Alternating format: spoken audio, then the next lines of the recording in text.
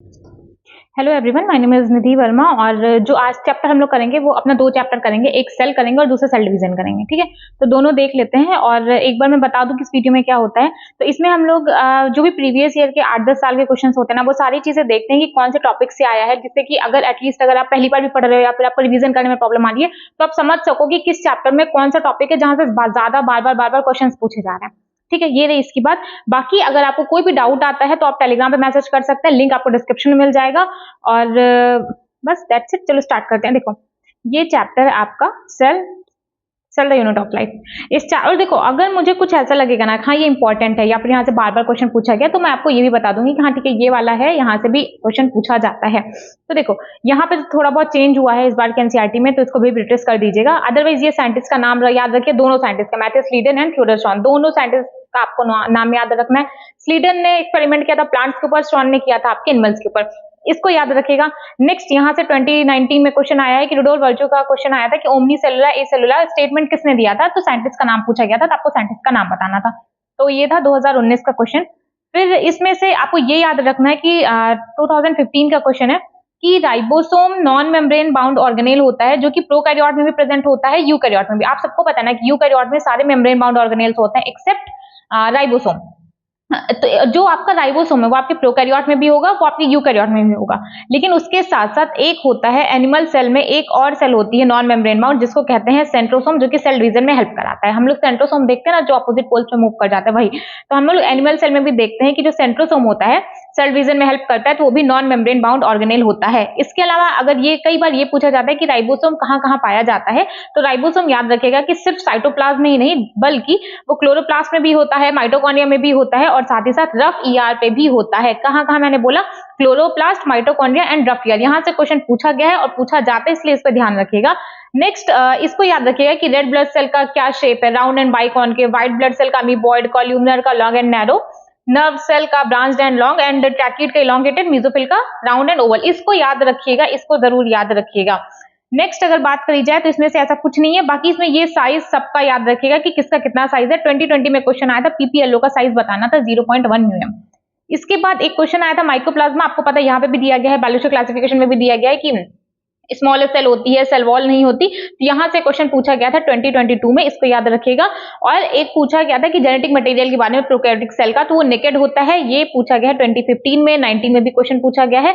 Plasmid के बारे में पूछा गया था कि प्लाज्मिड का जो डीएनए है वो कैसे स्मॉल सर्कुलर डीएनए होता है, 2016 का क्वेश्चन है।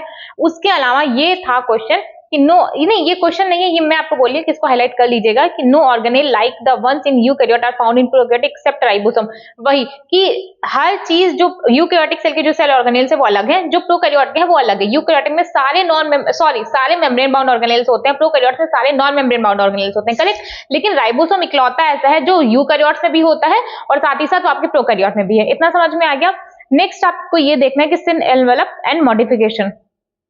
देखो, ये होता है आपका ग्लाइकोकैलिक्स, ये होता है सेल मेम्ब्रेन, इसके बाद होता है आपका सेल वॉल। यही यहाँ पे दिया गया कि ग्लाइकोकैलिक्स होता है followed by cell wall and then आपका प्लाज्मा मेम्ब्रेन, उसी को सेल मेम्ब्रेन कहते हैं। यहाँ से 2017 में क्वेश्चन आया था, ग्लाइकोकैलिक्स की कंपोजिशन के ऊपर बात थी। तो जो लूज शीट होगी उसको स्लाइम लेयर कहते हैं, जो थिक एंड टफ हो जाएगा उसको कैप्सूल कहते हैं। सेल वॉल क्या करता है, ये मेरे कहने पे आप याद रखिएगा कि सेल वॉल क्या कहता है, डिटरमाइन करता है शेप के सेल को और प्रोवाइड करता है स्ट्रक्चरल सपोर्ट। और एक और बात याद रखिएगा कि प्रिवेंट करता है बैक्टीरिया को ब्रस्टिंग या कोलैप्सिंग से। ओके, ओवरऑल आप इतना समझो ना कि अगर वो सपोर्ट प्रोवाइड कर रहा है, तो अगर हम लोग के घर में हम लोग डालते हैं पिलर्स होते हैं, क्यों, क्योंकि वो प्रोटेक्शन सपोर्ट एक्स्ट्रा सपोर्ट देते हैं। बिना पिलर का जो घर होता है वो थोड़ा भी कुछ आंधी तूफान आएगा ना, भूकंप आ गया, ठीक है, तुरंत ढह जाएगा। तो इसलिए ओवरऑल आपको एक स्ट्रॉन्ग सपोर्ट की जरूरत होती है, तो वही सेल वॉल करता है जिससे कि वो बैक्टीरिया वो बर्स्ट ना करे, कोलैप्स ना करे। ओके, नेक्स्ट आपको क्या याद रखना है कि जो प्लाज्मा मेम्ब्रेन है उसका स्ट्रक्चर सेम होता है जैसे eukaryotic plasma membrane as it is आपका prokaryotic plasma membrane. Next extension की बात की गई कि मेम्ब्रेनस एक्सटेंशन है मीजोजोम। मीजोजोम याद रखिएगा, इंपॉर्टेंट टॉपिक है मीजोजोम। देखो 3 बार क्वेश्चन पूछा जा चुका है। मीजोजोम क्या है, एक्सटेंशन ऑफ प्लाज्मा मेम्ब्रेन। किसका एक्सटेंशन है, प्लाज्मा मेम्ब्रेन का एक्सटेंशन है। किस फॉर्म में होता है, वेसिकल्स के, ट्यूब्यूल्स के एंड लैमेली के फॉर्म में होता है। कहां हेल्प करेगा, सेल वॉल के फॉर्मेशन में हेल्प करेगा। 23 का क्वेश्चन है, 24 का क्वेश्चन है, याद रखिएगा फंक्शन से कि कहां हेल्प करता है। डीएनए रेप्लिकेशन में हेल्प करेगा, हेल्प करता है रेस्पिरेशन और सिक्रीशन प्रोसेस में भी हेल्प करता है। इसके अलावा एक और मेम्ब्रेनस स्ट्रक्चर है, उसका नाम होता है क्रोमैटोफोर, जो कि पिगमेंट कंटेन करेगा। और पिगमेंट कोई भी चीज अगर कंटेन करिए दैट मींस वो आपको फोटोसिंथेसिस करा रहा होगा। 2015 का क्वेश्चन था ये। नेक्स्ट अगर बात करी जाए तो यहाँ से क्वेश्चन आया है कि 2016 का क्वेश्चन है कि पिलाई और फिमरी जो होता है उसका मोटिलिटी में कोई रोल नहीं होता है। यहाँ से क्वेश्चन था। एक क्वेश्चन ये आया था 2015 में कि जो बैक्टीरिया होता है जब उसको कहीं पे होस्ट टिश्यू से अटैच होना होता है तो वो किसकी हेल्प से होता है, तो वो फिमरी की हेल्प से होता है। ठीक है। नेक्स्ट यहाँ से 2-3 बार क्वेश्चन पूछा गया है। 18 में आया है, 16 में आया है, 19 में भी आया है। 19 में तो ये आया था कि ribosome are the site of protein synthesis. Protein की सिंथेसिस कहाँ होती है? राइबोसोम में होती है। जब कई सारे राइबोसोम एक सिंगल एमआरएनए पे इस तरीके से लग जाते हैं तो इसी को पॉलीसोम या पॉलीराइबोसोम बोलते हैं। ठीक है। यहाँ पे क्या लिखा है? Several ribosome attached to a single mRNA and form a chain called polysome या पॉलीराइबोसोम। और ये क्या करते हैं? The ribosome of a polysome translate the mRNA into protein. Polysome या पॉलीराइबोसोम की डायरेक्ट डेफिनेशन पूछी गई है तो आपको याद रखना है। इंक्लूजन बॉडी में क्या है? 2020 का क्वेश्चन था ये वाला कि reserve material in prokaryotic cell are stored in the, किस फॉर्म में रिजर्व मटेरियल स्टोर होते हैं? इंक्लूजन बॉडी के फॉर्म में स्टोर होते हैं। इसके अलावा ये पूरा पैराग्राफ पढ़ लीजिएगा, सवाल आ सकता है।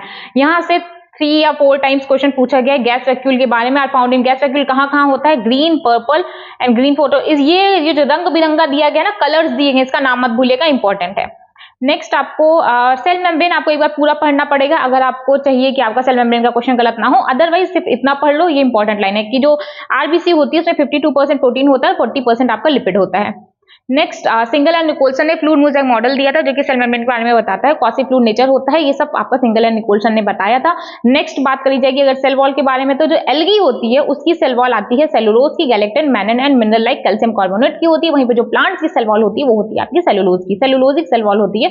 Cellulose, hemicellulose, pectin, protein. ऐसे फंगस की बात करी जाए तो काइटिनस होती है, बैक्टीरिया की पेप्टाइडोग्लाइकन होती है। ये बेसिक चीज है जो कि आपको पता होनी चाहिए। Next middle lamella is a layer mainly of calcium pectate जो कि नेबरिंग सेल्स को आपस में जोड़ के रखता है। इसके अलावा देखो इंडो मेम्ब्रेन सिस्टम मतलब वो सारे ऑर्गेनेल्स इसके अंदर आएंगे जिनके फंक्शन कोऑर्डिनेट करेंगे। मतलब थोड़ा मैं कर दूं, मेरे बाद का काम तुम कर देना, फिर उसके बाद का काम कोई और कर देगा, उसके बाद का काम कोई और कर देगा।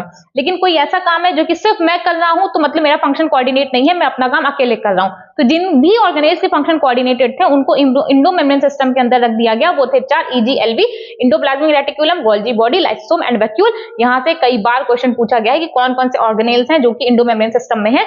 और ये भी क्वेश्चन था कि कौन कौन से है जो नहीं है, तो कौन कौन से है वो याद रख लो, कौन कौन से नहीं है वो तो आपको खुद समझ में आ जाएगा। फिर इंडोप्लाज्मिक रेटिकुलम में सिर्फ आपको ये याद रखना है कि ट्यूबुलर, ये सब फालतू चीजें, ये सब तो आप एक बार पढ़ लीजिएगा। देखो ये न्यूक्लियस है, इसी के बाहर आपको इंडोप्लाज्मिक रेटिकुलम लगा होता है। 2 तरीके का इंडोप्लाज्मिक रेटिकुलम देखोगे, रफ और स्मूथ। रफ इंडोप्लाज्मिक रेटिकुलम क्यों होता है, क्यों वो रफ है? क्योंकि उसके ऊपर राइबोसोम्स होते हैं। और स्मूथ इसलिए क्योंकि राइबोसोम एब्सेंट है वहां पे। तो जो स्मूथ इंडोप्लाज्मिक रेटिकुलम है वहां पे प्रोटीन लिपिड सिंथेसिस होती है।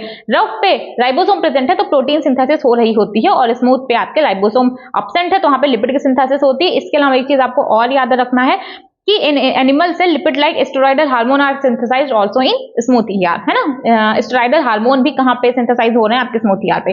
गोल्जी अपरेटस में आपको क्या, आप एक बात समझिए, जैसे यहाँ पे प्रोटीन सिंथेसिस हो गई, ठीक, यहाँ पे प्रोटीन सिंथेसिस हो गई।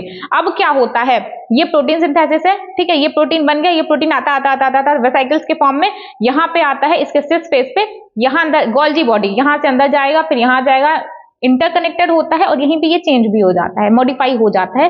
प्रोटीन ग्लाइकोप्रोटीन में चेंज हो जाता है, लिपिड ग्लाइकोलिपिड में हो जाता है। फिर इसके बाद यहाँ से बाहर चला जाता है, या तो सेल के बाहर चला जाएगा, अदरवाइज सेल में यूज कर लिया जाएगा, जैसा उसका मूड होगा, जैसा उसकी जरूरत होगी, ठीक है। यही चीज होती है। साइंटिस्ट का नाम याद रखना है, कैमिलो गाल्जी। और 2019 का क्वेश्चन था कि highest number in secretory cell, Golgi apparatus में सबसे ज्यादा सिक्रेटरी सेल्स प्रेजेंट होती हैं। नेक्स्ट आपको क्या याद रखना है कि सिस्टर्नी किससे, देखो इसमें मैंने एक चीज देखा कि कुछ दे दिया जाएगा, आपको बताना हो, जैसे क्रिस्टी दे दिया गया है तो क्रिस्टी किसमें है? माइटोकॉन्ड्रिया। सिस्टर्नी किसमें है? सिस्टर्नी है आपका गोल्जी एपरेटस। हाइड्रोलाइटिक एंजाइम कहाँ पे है? आपके लाइसोसोम। तो इस तरीके से 2 कॉलम बना के दे दिया जाएगा, आपको मैच करना होगा कि एक किससे मैच कर रहा है, ठीक है। आई होप आप समझ गए होंगे। इसके बाद सिस्टर्नी दिया गया था तो आपको गोल्जी एपरेटस से मैच कराना था। नेक्स्ट जो गोल्जी सिस्टर्नी होती है concentrically arranged near the nucleus with the distinct convex face होता है जिसको फॉर्मिंग फेस कहते हैं, कॉनकेव ट्रांसफर होता है, मैच्योरिंग फेस कहते हैं। इसको याद रखिएगा, स्टेटमेंट बेस्ड क्वेश्चन था। नेक्स्ट स्टेटमेंट ये था कि cis and trans face of the organelles are entirely different but are interconnected. Different होते हैं लेकिन इंटरकनेक्टेड होते हैं। नेक्स्ट लाइन ये है, आपको ये याद रखना, 2023 का क्वेश्चन है, यहां से सवाल पूछा गया है और बहुत बार क्वेश्चन पूछा गया कि गोल्जी एपरेटस में किसका फॉर्मेशन होता है, तो ग्लाइकोलिपिड का होता है और ग्लाइकोप्रोटीन का होता है। देख लो कितनी बार क्वेश्चन आया है, तो बहुत इंपॉर्टेंट है, इसको पूरा पढ़ लीजिएगा, बहुत ज्यादा इंपॉर्टेंट है। नेक्स्ट लाइसोसोम थोड़ा सा ही है, आप उसको ही पढ़ लीजिए कि लाइसोसोम में आपको क्या होता है कि वेसिकुलर स्ट्रक्चर होता है, ठीक है, formed by the process of packaging in the Golgi apparatus. उसके अलावा हाइड्रोलिटिक एंजाइम होता है, एसिडिक पीएच पे एक्टिव होता है। कौन कौन, और ये एंजाइम क्या क्या करते हैं? Enzyme are capable for digesting carbohydrate, protein, lipid and nucleic acid. ये याद कर लीजिएगा। वैक्यूल में जितनी भी ये क्या कंटेन करता है? Water, SAP, excretory product and other material जो कि यूजफुल के लिए नहीं है सेल की, ये सारी चीजें आपकी वैक्यूल कंटेन करता है। और 90% वॉल्यूम जो होता है सेल का, उसमें आपके वैक्यूल ही होता है, इतना खूब बड़ा सा होता है। 2019 का क्वेश्चन है। अमीबा में कॉन्ट्रेक्टाइल वैक्यूल है, प्रोटिस्टा में फूड वैक्यूल है, इसको याद रखिएगा। माइटोकॉन्ड्रिया में आपको ये लाइन याद रखनी है कि जिस तरीके से सेल की फिजियोलॉजिकल नीड होती है उस हिसाब से माइटोकॉन्ड्रिया का नंबर होता है। ज्यादा नीड है तो माइटोकॉन्ड्रिया का नंबर ज्यादा होगा, कम नीड है तो कम होगा। Each mitochondria is double membrane structure होता है, उसके पास खुद का डीएनए होता है, इनफोल्डिंग को क्रिस्टी कहा जाता है। और जो डीएनए है सिंगल सर्कुलर डीएनए है, कुछ आरएनए मॉलिक्यूल होता है। और आरएनए कौन सा होता है? 70S राइबोसोम, 70S टाइप का होता है। देख लो जहां जहां मैंने हाईलाइट किया है, कम से कम भैया उसको पढ़ लेना। इसके अलावा ये एग्जामिनर का फेवरेट टॉपिक है, इसको याद रखिएगा। क्लोरोप्लास्ट में क्या होता है? Chlorophyll carotenoid. क्रोमोप्लास्ट में कैरोटीन ज़ैंथोफिल। ल्यूकोप्लास्ट कलरलेस होता है। बट एमाइलोप्लास्ट, एलियोप्लास्ट और एल्यूरोप्लास्ट याद रखिएगा कि जो एमाइलोप्लास्ट है कार्बोहाइड्रेट स्टोर कर रहा है, इलायोप्लास्ट ऑयल को कर रहा है, और एल्यूरोप्लास्ट आपका प्रोटीन का कर रहा है। तो यहां से क्वेश्चन पूछा गया है, इसको याद रखिएगा।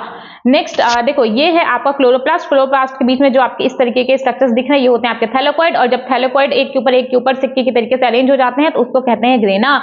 और जो दो ग्रेना को एक दूसरे से कनेक्ट करती है उसको कहते हैं स्ट्रोमा लैमली। ये सब इसमें लिखा गया है और यहाँ से सवाल पूछा जाता है। देखो पढ़ोगे तो इसी तरीके से खटाखट आप भी बता पाओगे, है ना, इसलिए पढ़ना जरूरी है बेटा। Like mitochondria, chloroplast are the double membrane bound structure होता है, लेकिन जो इनर क्लोरोप्लास्ट मेम्ब्रेन होती है वो रिलेटिवली लेस परमेबल होती है। इसके अलावा आपको डीएनए बताना है। डीएनए कौन सा है? It also contain double standard circular DNA होता है। राइबोसोम होता है, राइबोसोम 70S टाइप का है जैसे माइटोकॉन्ड्रिया में है। बट जो साइटोप्लाज्मिक राइबोसोम होता है वो होता है आपका 80S टाइप। राइबोसोम की यूनिट याद रखिएगा कि 70S याद रख लो, आपको 80S याद रहेगा। 70S में 50 है, 30 है, 10 उसी से बढ़ा दो। 80S में 60 और 40 हो जाएगा। राइबोसोम जॉर्ज पेलाडे इनके साइंटिस्ट का नाम था। 2024 में क्वेश्चन में आ चुका है। मैच द फॉलोइंग में यूकैरियोटिक राइबोसोम 80S होता है, प्रोकैरियोटिक 70S होता है। ये याद रखिएगा। एस का मतलब होता है सेडिमेंटेशन कोएफिशिएंट और क्या क्या मेजर करता है? Density and size. ये हो गई, यहां से क्वेश्चन आता है। साइटोस्केलेटन का आपका फंक्शन पूछा गया था कि क्या फंक्शन प्रोवाइड करता है, तो इसका फंक्शन है motility, support, maintenance of the shape of the cell. उसके अलावा सीलिया एंड फ्लैजिला का है और इसके अलावा सेंट्रोमियर। सीलिया एंड फ्लैजिला में अरेंजमेंट होता है 9+2। ये माइक्रोट्यूब्यूल्स 9 है, बीच की 2 है, इसलिए होता है 9+2। बट जब हम लोग बात करेंगे सेंट्रोमियर की या फिर सेंट्रियोल की, तो ये बीच वाला माइक्रोट्यूब्यूल एब्सेंट होता है, सिर्फ पेरी पे होता है, वहां का अरेंजमेंट होता है 9+0। ओके, मत याद रखो, फिलहाल इतना याद है। सीलिया एंड फ्लैजिला में एक्सोनीम कहां पे है? सीलिया एंड फ्लैजिला में मैंने आपको बोला ना कि 4 दे दिया जाएगा। इधर दिया जाएगा क्रिस्टी, माइटोकॉन्ड्रिया, सीलिया, एक्सोनीम। तो आपको मैच करना होगा कि एक्सोनीम किससे रिलेटेड है, तो सीलिया से रिलेटेड है। उसके बाद ये था हाँ, सेंट्रोसोम में क्या है? सेंट्रोसोम का ऑर्गेनाइजेशन कैसे होता है? Like a cartwheel. उसके अलावा द सेंट्रियोल फॉर्म द क्या बनाता है? सेंट्रियोल स्पिंडल फाइबर फॉर्मेशन में हेल्प करेगा। नेक्स्ट साइंटिस्ट का नाम पूछा गया था कि न्यूक्लियस को किसने डिस्कवर किया? रॉबर्ट ब्राउन ने। क्रोमैटिन, फ्लेमिंग ने। 2024 का क्वेश्चन है। नेक्स्ट पूछा गया था जो पेरी न्यूक्लियर स्पेस है forms a barrier between the material present inside the nucleus end of cytoplasm. Okay, ये लाइन याद रखिएगा, स्टेनर बेस्ड में आया था। फिर न्यूक्लियर पोर, ये इसको भी याद रखिएगा कि दोनों साइड के डायरेक्शन को मेंटेन करता है, इसको भी याद रखिएगा। यहां से देखिएगा ये जो आपका न्यूक्लियोलस होता है ना, न्यूक्लियोलस एक तो ये आपका नॉन मेम्ब्रेन बाउंड ऑर्गेनेल। यहीं पे बेटा आप गलती करोगे, आपको लगेगा कि हाँ टिकाले हम लोग यूकैरियोटिक बात करें तो मेम्ब्रेन बाउंड होगा, बट जो आपका न्यूक्लियोलस होता है ये नॉन मेम्ब्रेन बाउंड ऑर्गेनेल है, ये याद रखना है। और दूसरा, ये बहुत इंपॉर्टेंट क्वेश्चन है, यहाँ से क्वेश्चन कई बार आया है कि जो न्यूक्लियोलस होता है वहीं पे आपके एक्टिव राइबोसोमल आरएनए की सिंथेसिस होती है। ये लाइन याद रखिएगा, एक्टिव राइबोसोमल आरएनए की सिंथेसिस, आरएनए यही दे दिया जाएगा, आप समझ नहीं पाए, यही राइबोसोमल आरएनए है, ठीक है ना, कंफ्यूज मत हो जाना। एक्टिव राइबोसोमल आरएनए की सिंथेसिस होती है न्यूक्लियोलस में। एक बात और याद रखिएगा कि larger and more numerous nucleoli are present in the cell actively carrying out photosynthesis. ये लाइन भी याद रखिएगा। नेक्स्ट ये याद रखना है क्रोमैटिन में क्या क्या होता है? डीएनए होगा, हिस्टोन होता है और कुछ नॉन हिस्टोन प्रोटीन होती है और आपका आरएनए होता है। फिर एक बात याद रखिएगा कि जो प्राइमरी कॉन्स्ट्रक्शन होता है वो तो होता है सेंट्रोमियर, सेकेंडरी कॉन्स्ट्रक्शन होता है आपका सैटेलाइट। काइनेटोकोर, देखो सेंट्रोमियर होता है, ये है आपका सेंट्रोमियर, ठीक है। सेंट्रोमियर मतलब जहां पे दो सिस्टर, ये रहा सिस्टर, ये आपका क्रोमोसोम है, ये जहां से अटैच है ये है सेंट्रोमियर। सेंट्रोमियर के किनारे किनारे डिस्क शेप स्ट्रक्चर होता है जिसको कहते हैं काइनेटोकोर। और जब स्पिंडल फाइबर आता है सेल, जब आप लोग सेल डिवीजन पढ़ते हैं तो स्पिंडल फाइबर अटैच होता है, वो आपके काइनेटोकोर से अटैच होता है। यही लिखा प्राइमरी कॉन्स्ट्रक्शन आपका है सेंट्रोमियर, डिस्क शेप स्ट्रक्चर होता है काइनेटोकोर, सेंट्रोमियर होल्ड करता है दोनों क्रोमैटिड को आपस में जोड़ के, कौन रखता है आपका सेंट्रोमियर। उसके अलावा इसको याद रख लीजिएगा, बहुत इंपॉर्टेंट चीज है कि मेटासेंट्रिक में इक्वल है, सब मेटासेंट्रिक में थोड़ा सा अवे है, तो एक लंबा एक छोटा आर्म, एक्रोसेंट्रिक में लगभग टर्मिनल एंड पे पहुंच जाएगा एक एंड पे, तो एक extremely long extremely short arm बन जाएगी। टीलो में तो टर्मिनल पे पहुंच ही गया है। यहाँ से क्वेश्चन आया है सेकेंडरी कंस्ट्रक्शन सैटेलाइट, ये क्वेश्चन पूछा गया। माइक्रोबॉडीज कहाँ प्रेजेंट होती है, एनिमल एंड प्लांट सेल दोनों में प्रेजेंट होती है। ये आपका चैप्टर हो गया सेल खत्म। देखो सेल बहुत इजी चैप्टर है, जितना मैंने झन्नाटे से बताया वो इससे भी ज्यादा इजी चैप्टर है, और यकीन मानो अगर मैं कह रही हूँ तो मतलब इजी है। देखो पढ़ोगे तो सब आसान लगेगा, मुझे ये भी लगता है। चलो नेक्स्ट हम लोग करते हैं सेल डिवीजन। 15 मिनट इसी में हो गया, पता नहीं कैसे हो गया। सेल डिवीजन में देखो, सेल डिवीजन मुझे लगता है 5 मिनट लगेगा। सेल डिवीजन में देखो कुछ नहीं है, सेल डिवीजन से ज्यादा हलवा चैप्टर तो कोई है ही नहीं। देखो सेल डिवीजन में आपको क्या याद रखना है, सबसे पहले आपको ये याद रखना है कौन पहले कौन आया बाद में कौन आया। पहले G1 S G2 karyokinesis cytokinesis, karyokinesis cytokinesis, karyo and cyto, karyo मतलब न्यूक्लियर डिवीजन, साइटो मतलब cytoplasmic division. G1 S G2 karyokinesis and cytokinesis, खत्म बात। देखो ह्यूमन सेल कितनी बार में एक बार डिवाइड करती है, 24 घंटे में एक बार डिवाइड करेगी। ईस्ट की है 90 मिनट में एक बार डिवाइड करेगी। 95% जो टाइम होता है वो पूरा ले लेता है आपका इंटरफेज, 5% में आपका एक्चुअल सेल डिवीजन हो रहा होता है, यानी कि आपका एम्फेज हो रहा होता है। इसके अलावा जीवन में आपको ये याद रखना, जीवन में क्या होता है, जीवन में सेल मेटाबॉलिकली एक्टिव होती है, कंटिन्यूअसली ग्रोज हो रही होती है। एस फेज में आपका डीएनए रेप्लिकेट करेगा, बट डीएनए रेप्लिकेट करता है, क्रोमोसोम नंबर में कोई फर्क नहीं पड़ता, वो एज इट इज रहता है। अगर बात करी जाए एनिमल सेल की, तो एनिमल सेल में जब आपका एस फेज आता है उस टाइम पे आपका डीएनए भी रेप्लिकेट करेगा, और साथ ही साथ आपका सेंट्रियोल भी डुप्लीकेट होता है। यहां से सवाल आया है इसलिए इसको याद रखिएगा। नेक्स्ट बात करी जाए कि ड्यूरिंग द G2 फेज में क्या क्या हो रहा है, प्रोटीन की सिंथेसिस होती है, ये लाइन पूछी गई है। देखो ओवरऑल आपको इसमें जो चीजें पढ़नी थी मैंने आपको हाईलाइट करके बता दी है, और मैंने आपको मुंह से भी बोल के बता दिया हाँ यही चीजें पढ़नी है, तो आप उतना समझ लेना। नेक्स्ट बात करी जाए G0 फेज की बात की गई थी कि do not inter G1 phase अंदर सेल डिवीजन में इंटर नहीं करती सेल साइकिल में, G1 से एग्जिट हो जाती है। यहाँ की जो सेल्स होती है मेटाबॉलिकली एक्टिव होती है, बट नो लॉन्गर प्रोलिफरेट करती हैं जब तक की जरूरत ना पड़े तब तक की, ठीक है। तो ये लाइन से भी 2-3 बार क्वेश्चन पूछा गया, उसको याद रखेगा। एम फेज को इक्वेशनल डिवीजन कहा जाता है, ये भी याद रखेगा। अब देखो होता क्या क्या है, अपने पास 4 है, prophase, metaphase, anaphase, telophase. Prophase में क्या होता है, प्रोफेज में आपका जो क्रोमोसोम है, जो क्रोमैटिन ऐसे ऐसे फैलाता है, उसका कंडेंसेशन स्टार्ट हो जाता है, तो वो बढ़िया बढ़िया कपड़ा लत्ता पहन के इस तरीके से हो जाता है, ठीक, अच्छा सुंदर दिखने लगता है। ये हुआ आपका प्रोफेज में। प्रोफेज में एक सेल है तो सेल के पास न्यूक्लियर मेम्ब्रेन होगा, है ना, उसके अलावा सेल ऑर्गेनेल्स होंगे। तो प्रोफेज में क्या होता है, क्रोमोसोम इस तरीके से सुंदर हो जाता है, ठीक है, कंडेंसेशन कंप्लीट हो जाता है, कंडेंसेशन स्टार्ट होकर कंप्लीट हो जाता है, और जितनी भी चीजें हैं आलतू फालतू की हर एक चीज डिसअपियर हो जाती है। मेटाफेज, ये हुआ प्रोफेज। मेटाफेज में क्या होता है कि जो आपका क्रोमोसोम यहाँ पे ऐसे घूम रहा था आराम से, मेटाफेज में वो सब आपका इक्वेटर पे आके अरेंज हो जाता है, इक्वेटर पे आके अरेंज हो जाता है। फिर आएगा आपका एनाफेज। एनाफेज में क्या होता है, देखो मेटाफेज में एक तो इक्वेटर पे आके अरेंज हो जाता है, और एनाफेज में क्या होता है, पोल्स पे चला जाता है। देखो और भी डिटेल में है कैसे क्या क्या हुआ, बट मैं आपको इजी वे में बता दे रही हूँ कि आपको दिमाग में रहना चाहिए, ऐसा ऐसा होता है। एनाफेज में सारी चीजें अपने पोल्स पे चली जाती हैं, क्रोमोसोम अलग अलग पोल्स पे चले जाते हैं। टेलोफेज में जितनी चीजें डिसअपियर हुई थी वो सारी चीजें अपीयर हो जाती हैं। ये आपका पूछा गया 2017 का क्वेश्चन है।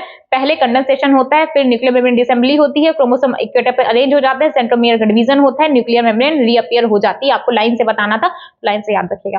फिलहाल अगर आपको ये चैप्टर में कुछ नहीं भी पढ़ा है तो जितनी चीजें मैंने हाईलाइट कर रखी है उसको पढ़ लीजिएगा। पहला, क्रोमोसोम मटेरियल कंडेंस होना स्टार्ट हो जाता है, सेंट्रोमियर अपोजिट पोल्स पे मूव हो जाते हैं। सेंट्रोमियर जैसे ये था सेल, तो यहाँ पे 2 सेंट्रोसोम भी होते हैं ना, 2 सेंट्रोसोम थे, ये भी इधर है और ये भी इधर, अपोजिट पोल पे मूव करना स्टार्ट कर जाते हैं, और जितने भी ऑर्गेनेल्स थे सारे लगभग डिसअपियर हो जाते हैं। मेटाफेज में ये बहुत इंपॉर्टेंट लाइन है कि स्पिंडल फाइबर अटैच होता है, काइनेटोकोर से अटैच होता है। किससे, काइनेटोकोर से अटैच होता है, और सब कुछ इक्वेटर पर आके लग जाता है। ये रहा, ये सब कुछ इक्वेटर पे आके लग गया। एनाफेज में क्या होता है, सेंट्रोमियर की स्प्लिटिंग होती है और क्रोमैटिड अपोजिट पोल पे चले जाएंगे। टेलोफेज में क्या होता है कि क्रोमोसोम क्लस्टर एज अपोजिट, देखो यहाँ पे भी 2023 में देखो सेंट्रोमियर स्प्लिट कहाँ कहाँ होता है, एक एनाफेज में होगा, और जब मियोसिस पढ़ोगे ना तो उसमें जो एनाफेज फर्स्ट है वहां पे सेंट्रोमियर स्प्लिट नहीं होगा, मोस्ट इंपॉर्टेंट क्वेश्चन है। बट जो एनाफेज 2 होता है वहां पे सेंट्रोमियर स्प्लिट हो जाता है, तो सेंट्रोमियर की स्प्लिट होती है, क्रोमैटिड सेपरेट हो जाएंगे। 2023 का क्वेश्चन है। न्यूक्लियोलस गोल्जी अपरेटस और ईआर रीफॉर्म हो जाती है किसमें, टेलोफेज में। 2023 का क्वेश्चन है। साइटोकाइनेसिस में क्या होता है, एनिमल सेल में सेल फरो बनती है, और सेल प्लेट कहां पे बनती है, प्लांट सेल में, क्योंकि उसमें सेल वॉल होती है। सिग्निफिकेंस आपको याद रखना होगा कि जो ग्रोथ होता है मल्टीसेलुलर ऑर्गेनिज्म का वो किसकी वजह से होता है, माइटोसिस की वजह से। ठीक है, जेनेटिक स्टेबिलिटी भी आपका आता है माइटोसिस की वजह से। रीस्टोर किसको करता है, न्यूक्लियोसाइटोप्लाज्मिक रेशियो को। सेल रिपेयर भी कौन करता है, आपका माइटोसिस करता है। तो 2022 का क्वेश्चन है, इसको याद रखिएगा। फिर अगर मियोसिस की बात करी जाए तो देखो सब ये वो 5 चीजें हैं, ये वो पांचों का है जिसमें से हर बार क्वेश्चन, ये जो पूरे पेज पे लिखा गया ना ये सब मैंने इधर लिख दिया है कि लेप्टोटीन में क्या होता है। देखो लेप्टोटीन, जाइगोटीन, पैकिटीन, डिप्लोटीन, डाइकाइनेसिस, 5 सब स्टेजेस है।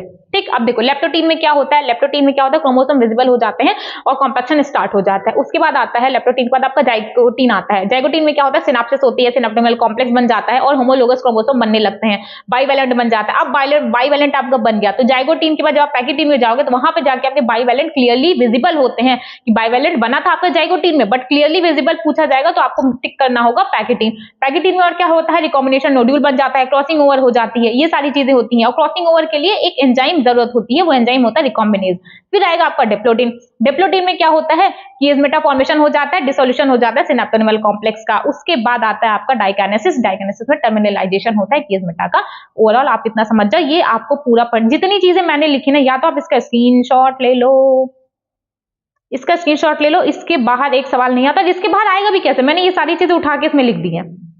ठीक है, और देखो क्वेश्चन कितने, एक और क्वेश्चन, एक बार यहां से क्वेश्चन पूछा गया था, आपको बताना था कौन सा नॉन सिस्टर क्रोमैटिड है, कौन सा सिस्टर क्रोमैटिड है। अभी का क्वेश्चन था, आई थिंक ये दोनों किया था, ये दोनों नॉन सिस्टर क्रोमैटिड है। सिस्टर क्रोमैटिड मतलब जो एक ही सेंट्रोमियर में दोनों क्रोमैटिड होंगे ना, ये सिस्टर क्रोमैटिड है। बट अगर सेपरेट क्रोमोसोम पे है ये नॉन सिस्टर क्रोमैटिड है।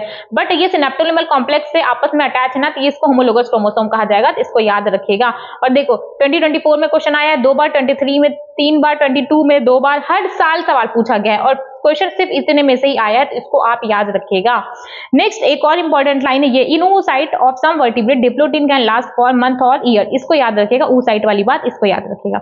नेक्स्ट एनाफेज फर्स्ट में क्या होता है कि सेंट्रोमियर की स्प्लिटिंग नहीं होती है, ये देखो।